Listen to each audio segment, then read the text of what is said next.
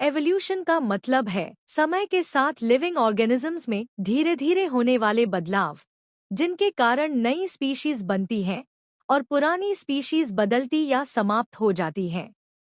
Biology अनुसार ये बदलाव जेनेटिक वेरिएशंस के कारण होते हैं और नेचुरल सिलेक्शन के द्वारा सिलेक्टेड होते हैं। ऑर्गेनिजम्स अपने एनवायरनमेंट के अनुसार अडैप्ट करते हैं और जो जीव ज्यादा सूटेबल होते हैं वही सर्वाइव करते हैं और अपने ट्रेट्स अगली जनरेशन को देते हैं। इसी को सर्वाइवल ऑफ द फिटेस्ट कहा जाता है। बायोलॉजी बताता है कि एवोल्यूशन के मुख्य evidences fossils, homologous organs, analogous organs, vestigial organs और एम्ब्रियोलॉजिकल सिमिलैरिटीज से मिलते हैं। फॉसिल्स से हमें पुराने समय के जीवों के बारे में जानकारी मिलती है और यह पता चलता है कि लाइफ धीरे धीरे सिंपल से कॉम्प्लेक्स बनी। होमोलॉगस ऑर्गन्स जैसे human hand, bat wing, whale flipper दिखाते हैं कि अलग अलग काम करने वाले अंगों की बेसिक स्ट्रक्चर एक जैसी होती है, जिससे कॉमन एंसेस्टर का पता चलता है। एनालॉगस ऑर्गन्स जैसे बर्ड विंग और इंसेक्ट विंग दिखाते हैं कि काम एक जैसा है लेकिन स्ट्रक्चर अलग है, यानी ये इंडिपेंडेंटली इवॉल्व हुए हैं।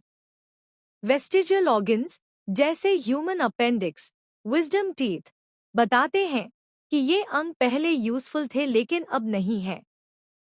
बायोलॉजी अनुसार चार्ल्स डार्विन ने नेचुरल सिलेक्शन का सिद्धांत दिया। उन्होंने कहा कि पॉपुलेशन में ऑर्गेनिजम्स के बीच वेरिएशंस होते हैं, रिसोर्सेज लिमिटेड होते हैं, इसलिए स्ट्रगल फॉर एग्जिस्टेंस होती है और जो ऑर्गेनिजम्स ज्यादा अडेप्टेड होते हैं वही सर्वाइव करते हैं और रिप्रोड्यूस करते हैं। धीरे धीरे यही फेवरेबल ट्रेट्स पॉपुलेशन में फैल जाते हैं और एवोल्यूशन होता है। लामार्क का थ्योरी भी बताया गया है, जिसमें उन्होंने कहा कि एक्वायर्ड कैरेक्टर्स इनहेरिट होते हैं, लेकिन बायोलॉजी अनुसार यह थ्योरी सही नहीं मानी जाती। एवोल्यूशन की प्रोसेस में स्पेशिएशन बहुत इंपॉर्टेंट है। जब किसी पॉपुलेशन के ग्रुप्स अलग अलग एनवायरनमेंट्स में अलग थलग हो जाते हैं, जियोग्राफिकल आइसोलेशन, तो उनमें अलग अलग वेरिएशंस अक्यूमुलेट होते हैं और धीरे धीरे वे नई स्पीशीज बना लेते हैं। जेनेटिक ड्रिफ्ट, म्यूटेशन और नेचुरल सिलेक्शन इस प्रोसेस को आगे बढ़ाते हैं।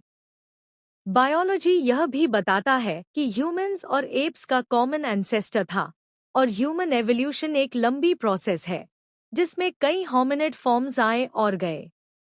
इस तरह बायोलॉजी के अनुसार एवोल्यूशन कोई अचानक